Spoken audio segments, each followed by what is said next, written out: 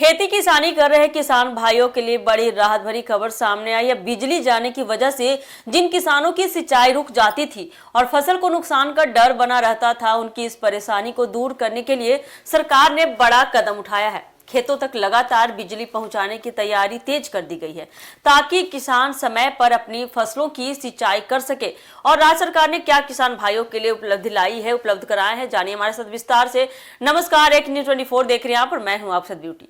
बिहार में किसानों को राहत देने के लिए राज्य सरकार ने खेती किसानी से जुड़ा बड़ा फैसला, काफी अहम फैसला लिया है। राज्य में कृषि व्यवस्था को और मजबूत बनाने के उद्देश्य से मुख्यमंत्री सम्राट चौधरी ने अधिकारियों को निर्देश दिया है कि किसानों को एग्रीकल्चर फीडर के जरिए प्रतिदिन 12 घंटे तक लगातार बिजली उपलब्ध कराई जाए। इसके तहत सुबह 6 बजे से लेकर शाम 6 बजे तक किसानों को सिंचाई के लिए निर्बाध बिजली देने की योजना पर जोर दिया गया है। राज्य के कई इलाकों में बारिश की कमी और सिंचाई की बढ़ती जरूरत को देखते हुए सरकार का यह कदम किसानों के लिए बड़ी राहत माना जा रहा है।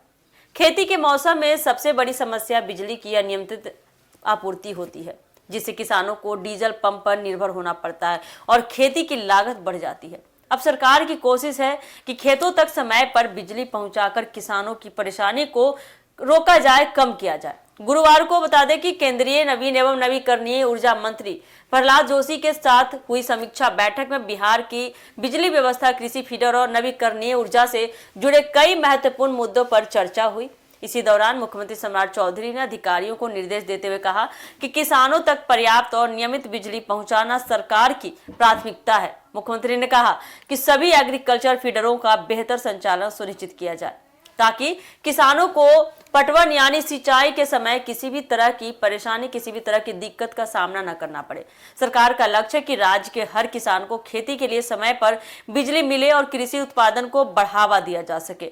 बिहार सरकार पहले से ही कृषि कनेक्शन लेने वाले किसानों को सस्ती दर पर बिजली उपलब्ध करा रही है। किसानों को लगभग 55 पैसे प्रति यूनिट की रियायती दर से बिजली दी जा रही है। इस योजना में सरकार करीब 93% तक सब्सिडी दे रही है, जिससे किसानों पर बिजली खर्च का बोझ कम हो सके। राज्य में अब तक 2700 से ज्यादा एग्रीकल्चर फीडर स्थापित किए जा चुके हैं। इन फीडरों के जरिए किसानों यानी किसान भाइयों के खेतों तक अलग बिजली आपूर्ति पहुंचाने की व्यवस्था की जा रही है।